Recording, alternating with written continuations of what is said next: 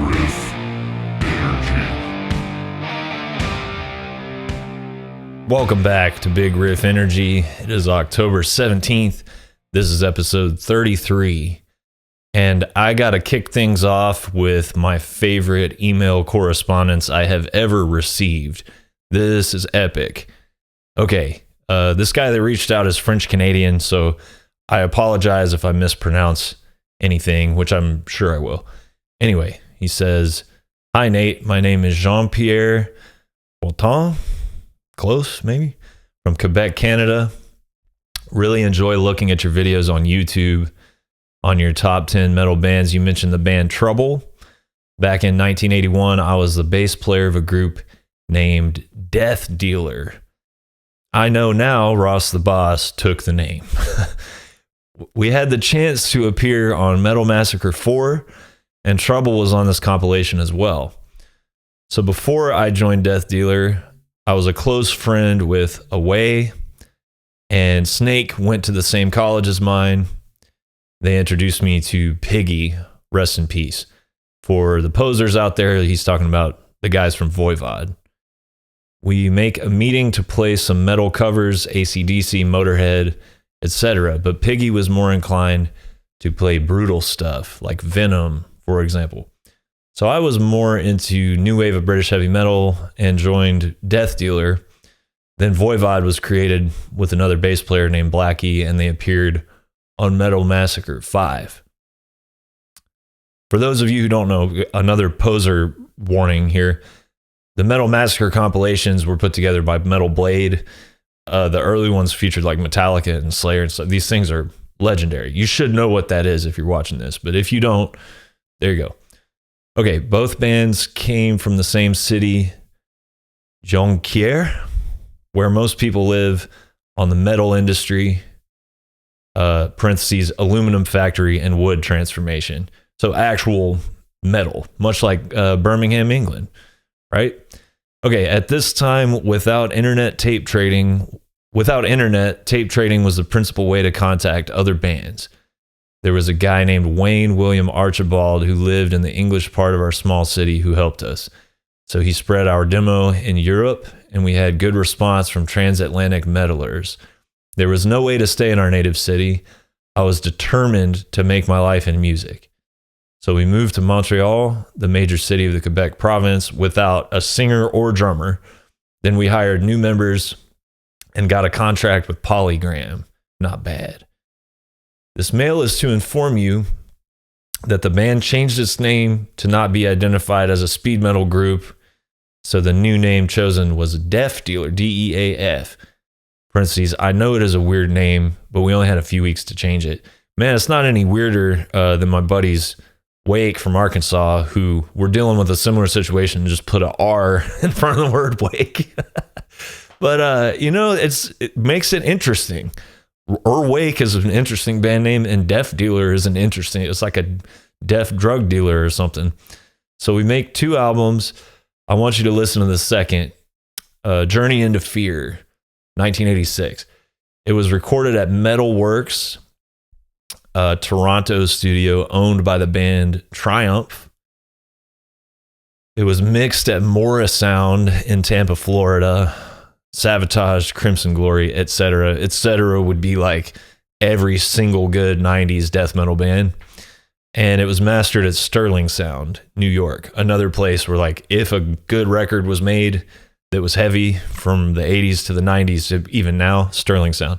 So that's quite a trifecta of studios. Anyway, it will be re-released on Sonic Age Records out of Greece at the end of the month. You will notice some similarity with Iron Maiden. It's because after 6 months back in 1982 of bass playing, I was able to play both of the first 2 Maiden LPs. Keep up your great work. Have a good day. JP, Deaf Dealer, bass player and songwriter. Guys, I get a lot of recommendations for bands that some of y'all are in, or bands that you think I would like, and I listen to all of them. I'll put them on YouTube while I'm working, or look it up. Like, I do listen to everything that's suggested. I put this on, and Again, I mentioned this in the last episode, I think. The music starts, it's incredible. Incredible. Yeah, just classic traditional metal. Sounds like Iron Maiden, but a little more aggressive and like got that underground mystique, a little more like obscure. Productions like creepier. I don't know, hard to explain. It's just like got that underground mystique, I guess. And I'm like, please don't let the vocals suck. And the vocals came in and they're incredible. I mean, it's like the vocals are every bit as strong as the music, which is as strong as it gets for this style of music.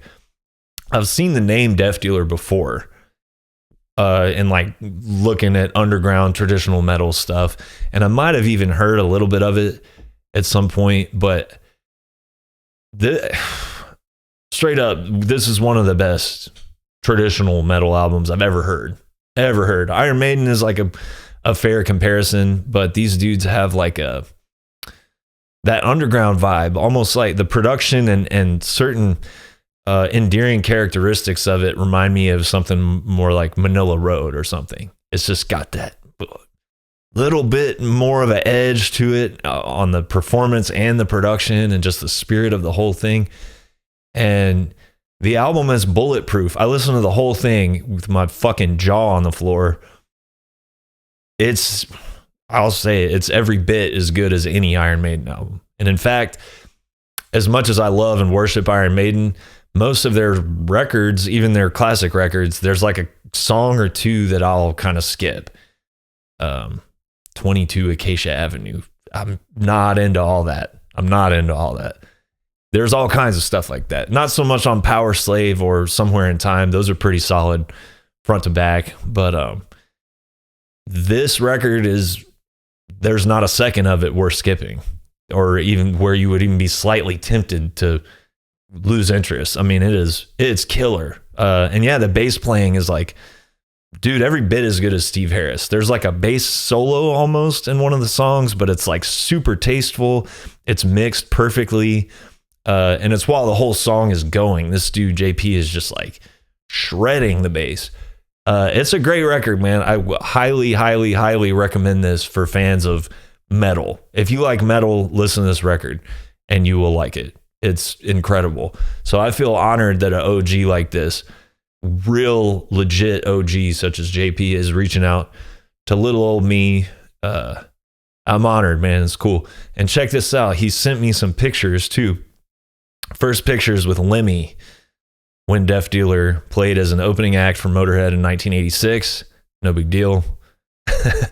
Second picture is with Steve Harris backstage at Toronto Maple Leafs Garden. And then he sent me this kick-ass 4-band bill. If you're just listening to this, you just got to use your imagination for the next couple of segments of this podcast. I'm sorry, man. And the fourth picture is the very first opening act that Death Dealer had with Canadian metal pounders Anvil. Metal on metal. I love that Anvil documentary, especially when Lips grabs that promoter and puts him up against the wall. I think it's in Prague, Czech Republic, maybe. And yeah, some promoter's trying to dick him around, and Lips has his way with the guy. And that was a very inspirational scene to me when I first started sort of half-ass tour managing. Especially, some of you have heard tales of that very first Pallbearer tour in 2012 when I was doing some similar stuff with them. Anyway, JP, thank you for reaching out, man. That's like, I could not believe how kick-ass that record is. So congratulations on making one of the best metal records ever made. We're going to go on to one more piece of fan mail, and then I'll get down to business. Eli, I really enjoyed listening to you talk about how you discovered Typo Negative, the Freddy vs. Jason soundtrack, mowing yards for money, and buying used CDs at Hastings Pipeline was very real. I spent every bit of cash I got from mowing yards on Taco Bell and used CDs growing up. I miss that store every day. He's talking about Hastings. Album art was always the biggest draw for me. If it looked metal and had sick art, I would buy it at Hastings. I distinctly remember discovering Iron Maiden, Obituary, and so many bands signed to Relapse this way. those memories really place some bands and albums higher than others. So yeah, Eli, I did the same thing. I distinctly remember buying Now Diabolical by Satyricon, just strictly based on the artwork. That since became one of my favorite records. So many, dude. And I even remember, this is super Pilgrim era type stuff, Pioneer days. I ordered stuff from the Relapse mail order catalog. You would literally get a physical catalog mailed to your door. You go through it. It's got their whole library, their artists, and they distributed other stuff. I remember buying like some Crowbar CDs on there, and Crowbar's never been on Relapse, but yeah, they were just distributing all kinds of cool stuff. But I remember like the first pre-order that I ever got, I filled out that order form in a Relapse mail order catalog for High on Fire, Blessed Black Wings. And you just fill this thing out, you put it in an envelope with a check or cash if you're brave, and you mail it to Relapse, and then you just wait and you hope that they get it, and there's like no confirmation, there's none of that. And then at some point shortly after the release date for that album, I got a package that had Blessed Black Wings CD and the t-shirt, which I wish I still had. I think I gave that to my boy Adrian, who I've mentioned on here before. But the back of that shirt said, "The blood I bleed is black indeed." Classic, man. I wore that thing out. And Eli and I, dude, we're people our age. We're like literally the last generation of people that were doing that sort of stuff. And I remember it fondly. I preferred those times. And I'm anti-nostalgia, but I definitely... things seem to just matter more when you had to go to those lengths to get the new High on Fire CD. So Eli's question, you have mentioned Joe Patagno many times on the podcast, and rightfully so. Would you go into some of your favorite album artists and album covers? Yeah, and I actually did prepare for this question so as to not just bore the shit out of everybody trying to gather my thoughts. Joe Patagno is number one for many reasons. He operated in so many different eras. He did blacklight posters.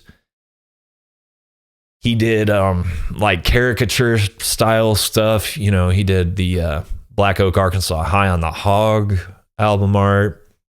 And then once metal started coming around, he was like at the forefront of that. He did every Motorhead album cover except for the last few, I believe. Basically all, like 95% of them. He ended up even being a part of Hypnosis, the legendary like album art collective, which I'll talk about here in a second. He was just part of so many eras and so many scenes. Really cool album art scenes and just art scenes in general. And having worked with him, like even if I never worked with him, he'd probably still be my favorite album artist.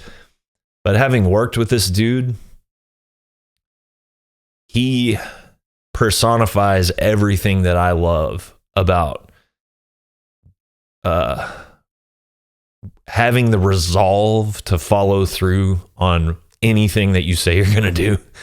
Hard work. Like a lot of artists, they're all the way on the artist end of the spectrum, and there's no overlap with like blue collar work ethic or like showing up, clocking in, getting it done, taking it seriously. There's no fucking overlap. And Joe Patagno is maxed out on the artist thing, on that gene, and he's maxed out on the old school, like almost Depression era, unstoppable work ethic and commitment. He's a super intelligent guy, very kind guy. I would say he's become a dear friend, honestly. And he really has voiced his appreciation for what I do. And there's not enough words and not enough time for me to voice my appreciation for what he does. So, I mean, I could make this an hour-long episode of just being a fan of Joe Patagno, but I'll just leave it at that. The man is just a living legend. He's still like cranking out art that's just as relevant as back in the 70s and 80s when he was working with Hypnosis and Motorhead and everybody else. I fucking love Joe Patagno. He's number one. Number two would be Michael Whalen, however you say that. Most people on here would know him for his Lovecraftian stuff that got licensed, most of it by like Roadrunner, I think. So Obituary, Cause of Death, Sepultura, Arise. I believe he did Beneath the Remains as well. And Beneath the Remains was supposed to be Cause of Death and vice versa, and they got switched. Demolition Hammer, Epidemic of Violence, which I mentioned in my top 10 thrash videos. But he also did a lot of stuff for Stephen King, Dark Tower, which is like my favorite novel series ever made. And those are beautiful as well. He did a lot of artwork for, paperback sci-fi novels. And actually, I'll put on the screen my favorite piece he ever did. This is for some old sci-fi novel, and I don't know the name of it, but check that out. Again, if you're just listening, go fuck yourself. Use your imagination. All right, number 3, Derek Riggs, Iron Maiden. That's all you got to know. Number 4, Ed Repka, the Mac Daddy of thrash metal artwork. This dude did, Peace Cells, Rust in Peace, Hazardous Mutation, you name it, he did it. Awesome stuff. Very comic booky and brutal. Frank Frazetta, Death Dealer, is a Frank Frazetta painting. It's that guy on the horse with the axe, right? And Frank Frazetta wasn't really an album artist necessarily, but so much of his stuff got licensed for album art that you kind of got to put him on here. One of my favorite things he did is Molly Hatchet Beating the Odds, the guy on the horseback. And Frank Frazetta had a nephew by marriage, Ken Kelly. He did all kinds of stuff, Rainbow Rising. Ken Kelly actually did the last Eternal Champion record that a lot of people got up in arms about because it had some Viking type girls with big titties out on the cover. But it's like, man, if we as a society can't agree that Viking chicks with big titties and dragons are cool, then what are we even doing, right? Next, we got Jim Fitzpatrick, who did all the Thin Lizzy stuff. Actually, I was talking to our buddy Dylan, Cool Shirts.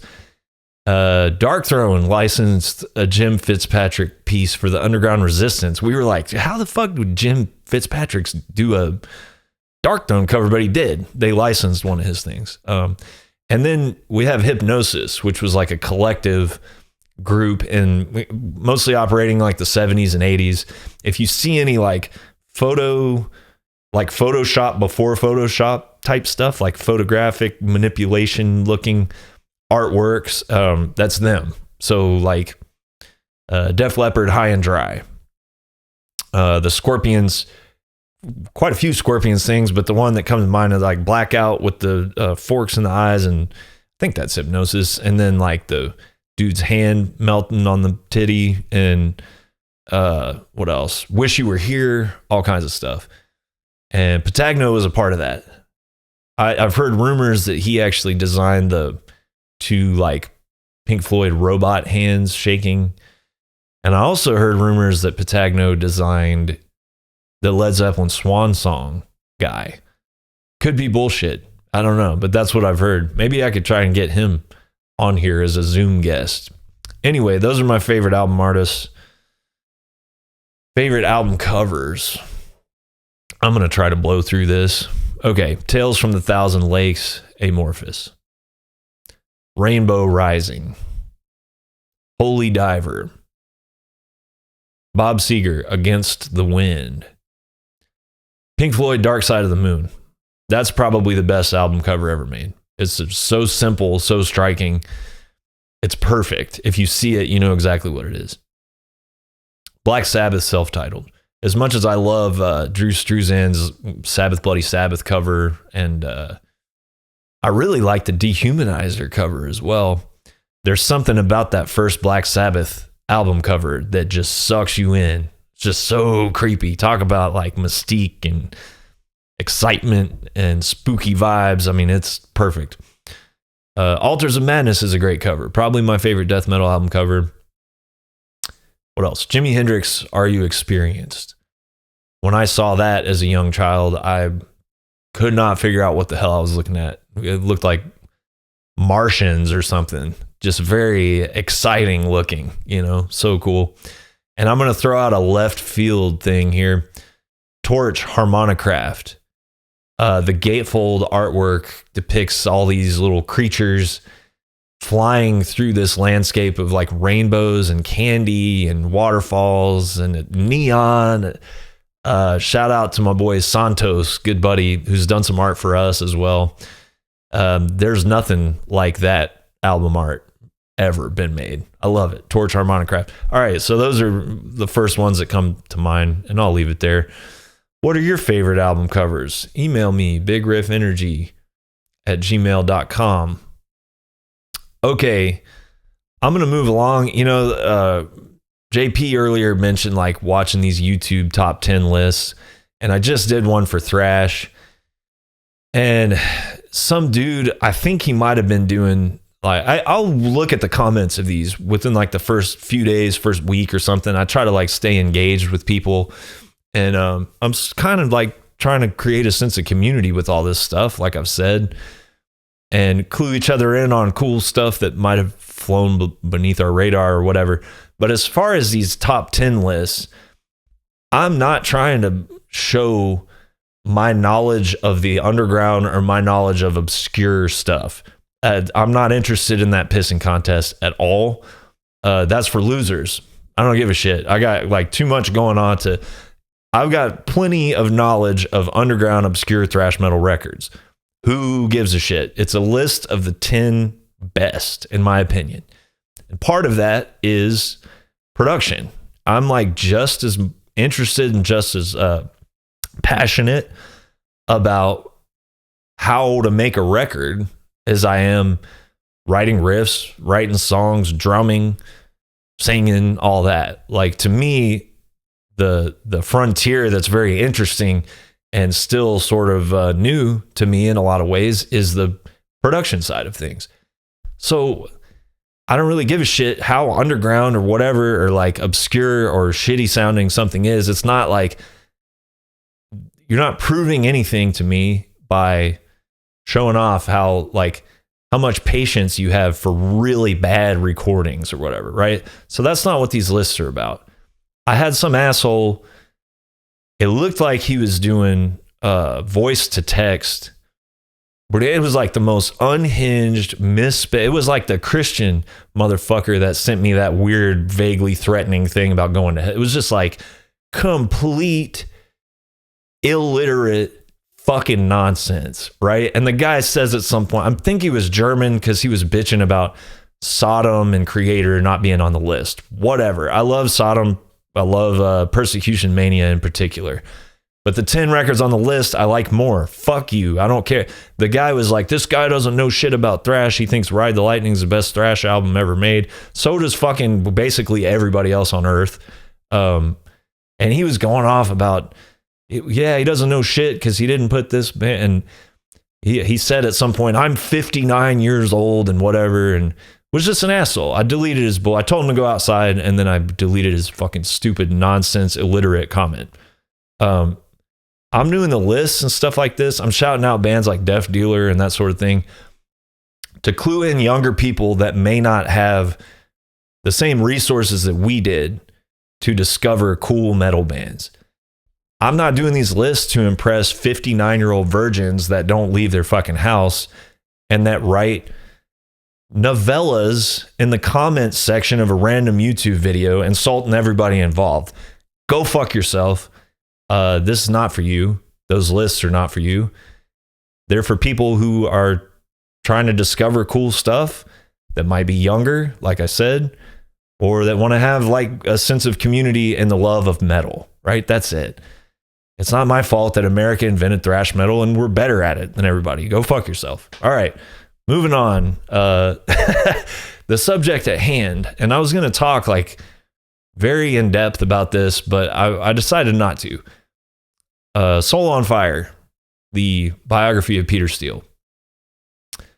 If you are a fan of Typo Negative or Peter Steele, just read the book. I'm telling you, take a day. What are you doing on your day off? Most of the time you're on your phone looking at nothing, scrolling through the tablet of doom, waiting for it to help you out or make you feel good, and it never fucking does. Put that thing away and read this book. It's great. It'll have a profound impact on you if you love that band or care about that dude or whatever. And I want to shout out Jeff Wagner, who wrote it. Jeff Wagner is the former editor of Metal Maniacs. If you don't know, Metal Maniacs is the best metal, I would say best rock publication that has ever existed. It was an American metal publication that unfortunately went away quite a while ago. And I remember the day that I heard it was going away.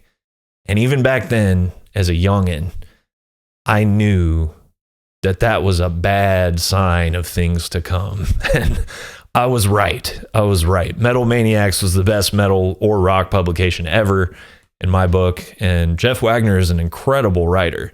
Really, really good. The writing in this Soul on Fire book was like very moving, very moving. Anyway, I'll just talk about the big takeaways for me. There was stuff that it felt like I was almost meant to read some of these things at this point in my life.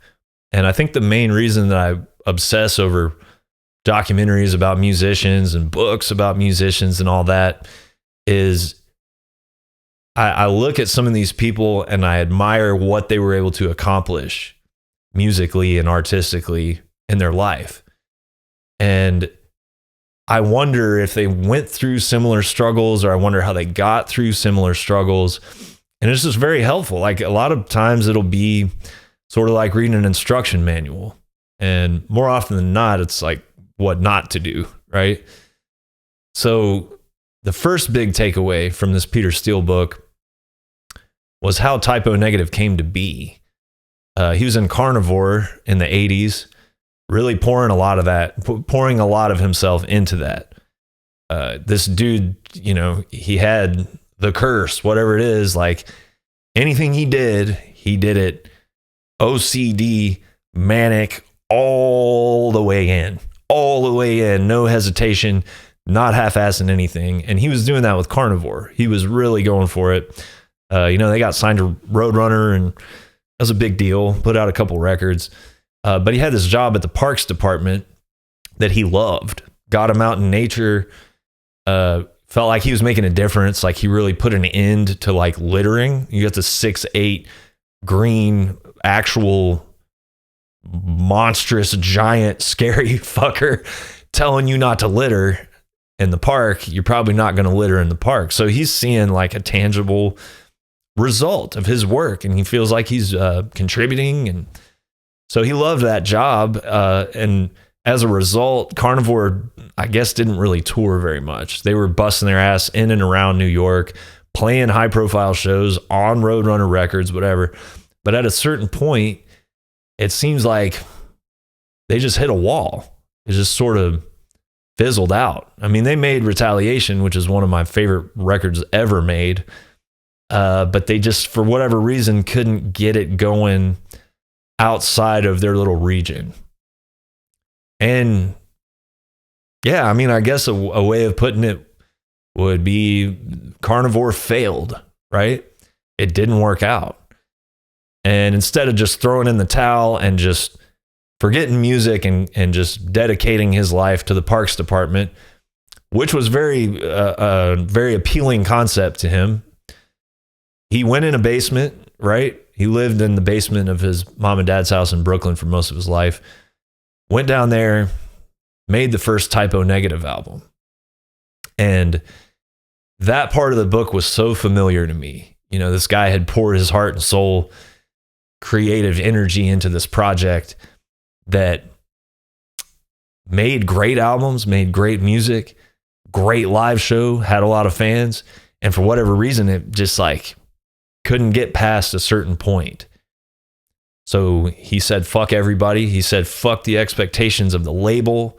I don't care what anybody thinks about this. Now I have no bandmates to please. I'm going to make something that's just for me. And one of the like driving creative forces of this project is not caring if anybody else likes it, and just exercising some things that were going on in his life. And I mean, that's exactly how I started Spirit Adrift. Exactly. Just felt like I had hit a dead end. The touring wasn't working. Certain creative things weren't working.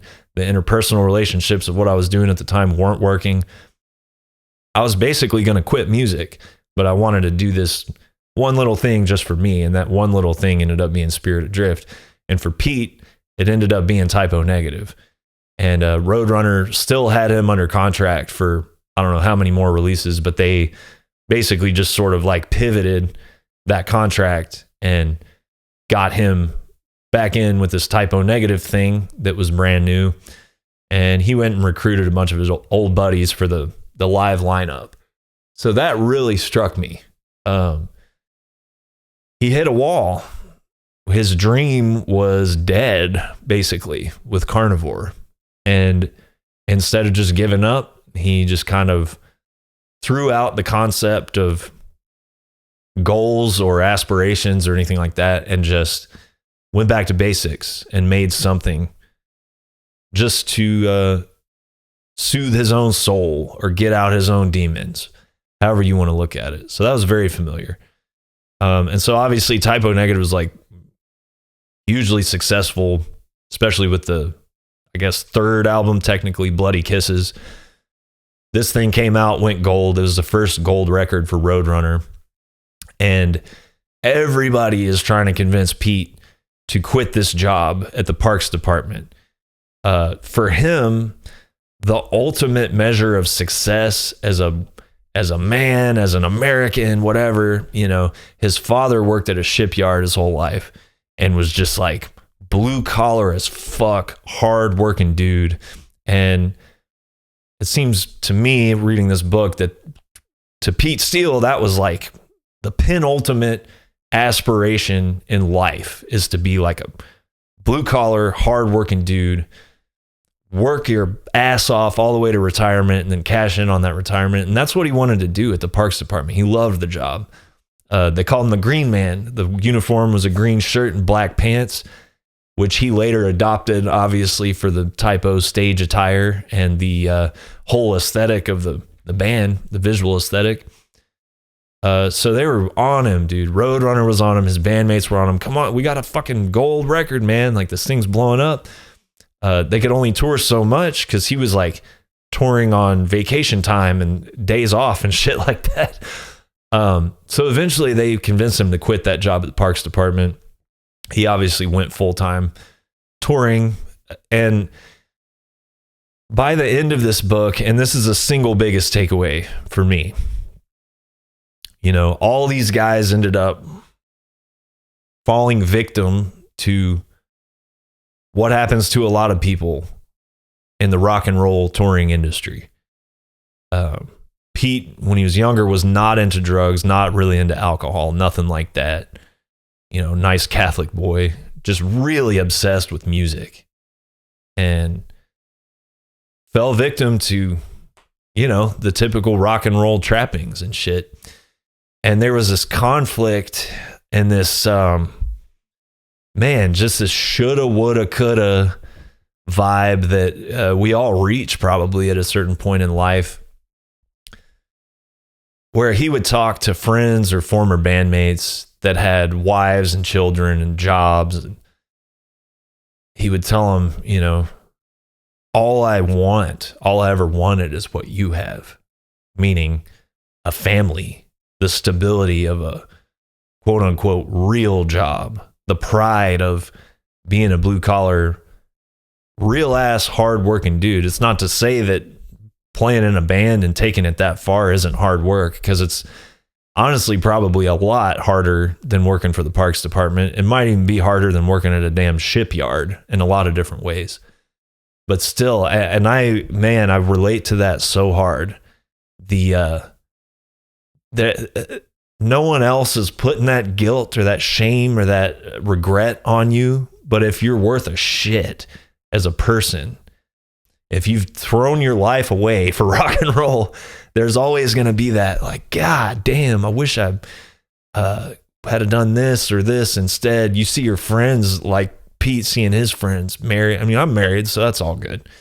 But yeah, family, stability, steady paycheck. You know, Pete was very OCD and all about order and discipline, and, you know, the weight training, which sort of fell by the wayside as it was replaced with other types of discipline, you know, non-discipline, I guess. But man, just a heartbreaking story by the end of it. You know, he passed away in 2010, and he had found a period of sobriety and a period of peace. He had sort of rediscovered like some spiritual comfort in his life. So that's comforting to know that. But that aspect of it just hit me so hard, is that, you know, here's this guy in this hugely successful band. They've had gold records, and I think Bloody Kisses actually went platinum at a certain point. And he's looking at his friends that he used to play music with, who may not even be playing anymore, but they've got steady jobs, you know, with the city or whatever, real ass jobs, wives, families, stability, and all he wants is what they got. And some of them probably all they want is what he had, right? It's that shoulda, woulda, coulda thing. The grass is always greener thing. But very touching, man. And it drove home to me what's important. And I talk about it on here a lot. It's like we get caught up in these false metrics of success, and that's not what's important. Quincy Jones said it. Everybody with years of experience and wisdom tell you what's important. And it's not platinum records, and it's none of that shit. It's family and character and all that corny bullshit. Anyway, that was a very heavy theme in that book that resonated with me. And okay, never got to see Typo Negative. I'm going to pivot this into like personal experiences. My friend Tato was going to law school in Milwaukee back in 2009, I guess. 9 or 10. Yeah, probably late 2009. He was trying desperately to get me to go up there. I was living in Arkansas at the time. He wanted me to go up there so we could see Typo Negative play. Yeah, this would have been October 2009, I guess. But he wanted me to go to the Milwaukee show, and then there was a Chicago show, and then a Detroit show. And he had this wild idea that, hey, let's go to all three of them. I'd never seen Typo Negative, and I didn't do it. And those were the last 3 shows I ever played, man. And I looked at, I don't know why I did that. I was talking to Tato just to like verify certain details of that story. And then I looked at their set list of the last 3 shows that they played. And I wanted to smash my own head in with a sledgehammer. They played World Coming Down, which I'll talk about that album here in a minute. But I remember the day that Peter Steele died. I was in Fayetteville, Arkansas, and got the news and was just crushed, man. It's so weird, like feeling grief for somebody you never met, but you just feel like you know them as well as anybody in your own family, you know? And I went to this bar. I think it might have been called The Rogue at the time. Not in Arizona, Fayetteville, Arkansas, but they had an outdoor patio, and it was like a beautiful, I think he passed in the spring, maybe. And it was kind of like, there was like cool air, and it just felt like a Typo Negative kind of day. And yeah, I went to the outdoor patio and was just bombed out, drinking, you know, and the goth girls started showing up, man. I swear to God, the goth girls in the middle of the day showing up in all black. And I knew most of them, you know, but all the punks and few goth girls showing up, drinking out on this patio in the middle of this sunny, beautiful day, you know, mourning the loss of one of our heroes, the mighty Peter Steele. So read that book if you're a fan of that dude or a fan of his music. It's one of the better rock bios I've ever read. It touched my soul, man. And so I'll talk about World Coming Down. This record right behind me, 1999. So I mentioned October Rust in the last episode. I can't decide between these two. October Rust has a little bit of borderline filler, I would say. I definitely prefer some of the songs over others. And I almost feel like it would be a stronger album if you took a few things out. And I feel that way about a lot of their albums, actually. Not taking anything away. I think all of their albums are great, not just good. And they definitely don't have a bad album at all. Whatever you think about Life Is Killing Me being their weakest album, go fuck yourself. Go give that one another listen. And just if you hear a song that kind of feels like filler, just take it out. I actually went in and just took out songs on some of these albums and listened to it that way. And it's holy shit. I mean, there's very few bands that are cranking out albums with that much quality material on it. But I will say that although October Rust was probably the one I listened to the most growing up, the highest emotional peaks and the height of their production value and obsession and attention to detail, World Coming Down is the most consistent one. There's not 1 second of it that is skippable to me. And, Typo's known for their interludes and their little jokey stuff or whatever. Well, the interludes on this one, there's 3 different ones, and they're all people dying from different drug addictions. So it's this album was made during a time when Pete was facing a lot of death and a lot of loss. All 4 of the dudes in the band were facing a lot of challenges with substances and temptation and stuff like that. So whereas on other Typo albums, the jokey stuff and the interludes are kind of whatever, the ones on here, all they do is further solidify the suffering that's being exercised on this album. Every song is good. Every second of every song is some of the most powerful, I guess you would say, metal music ever made. I would say this is a doom metal record. I don't know if you could say that about all their other stuff. Another thing that I loved in that book was when they sort of pinpointed Pete's influences. Typo is a very unique sounding band. It's kind of hard to compare them to anything. But digging back through Pete's childhood and stuff, he had, I think, 4 or 5 older sisters, but they were always playing 60s music, hippie stuff, so that's in there. The first record he heard that really hit him was Disney's thrilling sounds of the haunted house, which I have sitting on this shelf as well.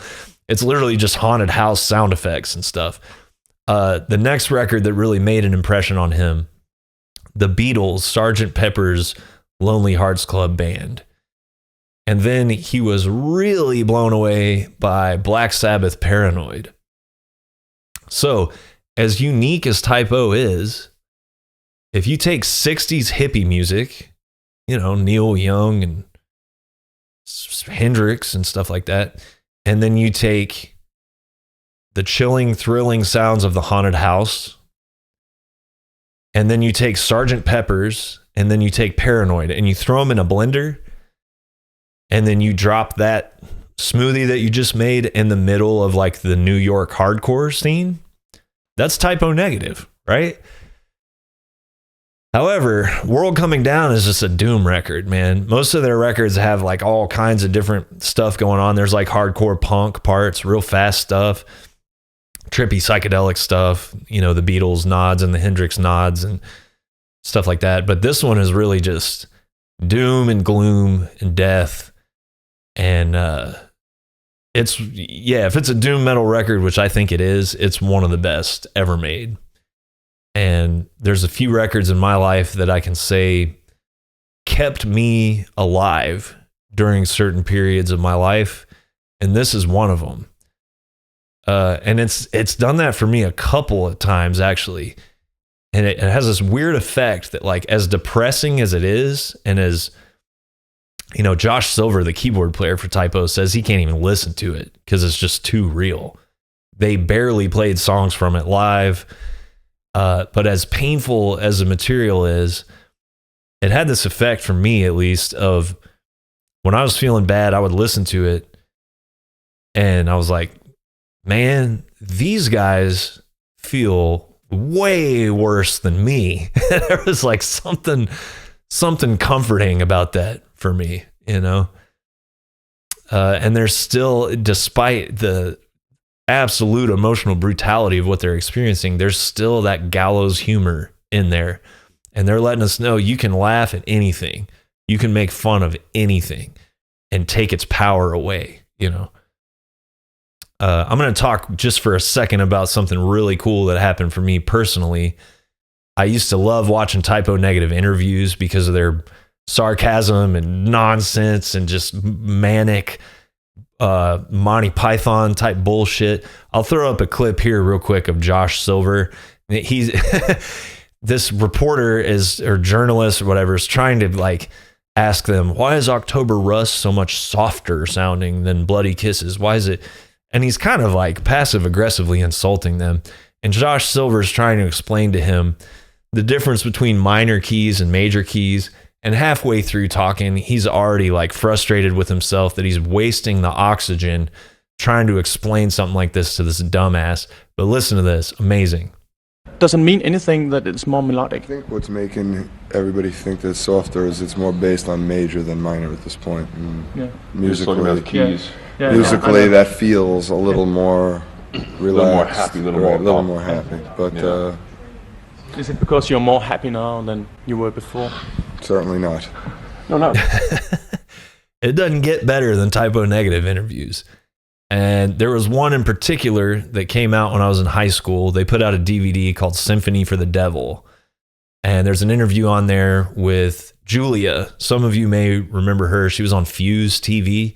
This is back when TV actually had stations on it that talked about music.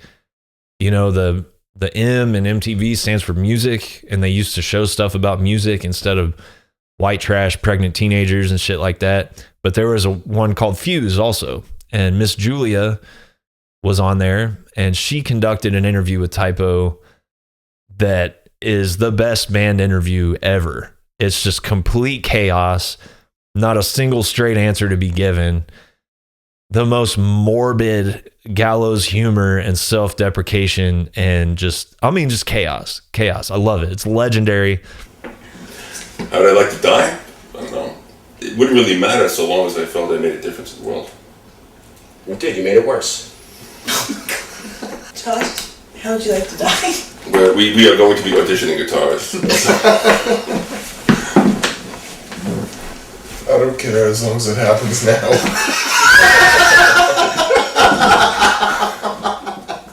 We quoted this thing growing up, right? So I was watching it the other day, sort of getting in the mindset to do this podcast. And Julia is just she has reached her wit's end with these guys because she's trying to ask them questions, and Pete is literally just... The girls lie! Tell a lie. Oh, Jesus, fuck you. Come on, you gotta answer my questions. You can dance if you want to.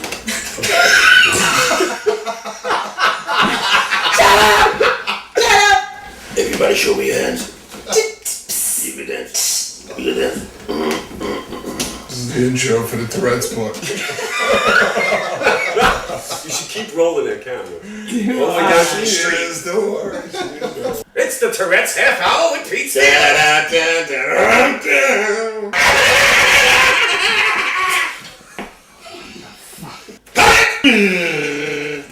Shut up! Denise, do you need anything else for me? Please buy out product. It's the Tourette's half hour with Pete Steele. Oh yeah, she remember. doing that kind of shit. And she's literally like putting her hand over his mouth, screaming at him to shut up and all this. And at one point she starts asking for like reinforcement, like for help off camera, and she's like, Denise this, Denise that. She goes, Denise, do you need anything else? And I was like, holy shit, that's my friend Denise, who I have become friends with because of touring and stuff. I met her in New York and found out that she made the legendary Cannibal Corpse documentary, Centuries of Torment, one of the best band documentaries ever made. And Denise is cool as shit, man. She's a good New York buddy of mine now. But I heard Julia yelling, Denise, Denise, and I was like, holy shit. So I texted her. I was like, was that you that did this like absurd Typo Negative interview that I've been quoting for like 20 years? She said, yeah, that's me. So we started talking about the Soul on Fire book, and she hadn't read it yet. So I sent her my copy. That's why I don't even have it here to like reference for this podcast. I ordered another copy. Fuck it. Least I can do is send her this book. She made that cannibal documentary, bunch of other stuff. She sent me a link to a new project that she just completed that's not out yet. And y'all should be very excited if you like metal and the history of metal. But she's the MVP of like metal documentary filmmaking, you know? So shout out to my friend Denise. I hope you enjoy the book, because I sure as shit enjoyed that Typo Negative interview you did and all the documentaries you made. So that was a cool, like, full circle moment for me, man. I've been watching that thing for 20 years, you know. Actually, I think it came out in 06. So however many years that is. But all right, that's it for today. Write me BigRiffEnergy@gmail.com. If you're going to comment on one of these videos and you're doing voice to text, fucking up every other word, misspelling every other word, vomiting your illiterate nonsense onto a community that is 99.9% cool and positive, I will remind you of a Typo Negative artwork, merch design, I guess you would call it. Express yourself. Just say yes. And I'm not going to elaborate because I don't want to get demonetized. But anyway, don't do it. Don't come. I'm just going to delete it if I even see it. Go fuck yourself. To everybody else, thanks for keeping it cool and positive, and I'll see you next time. Riff.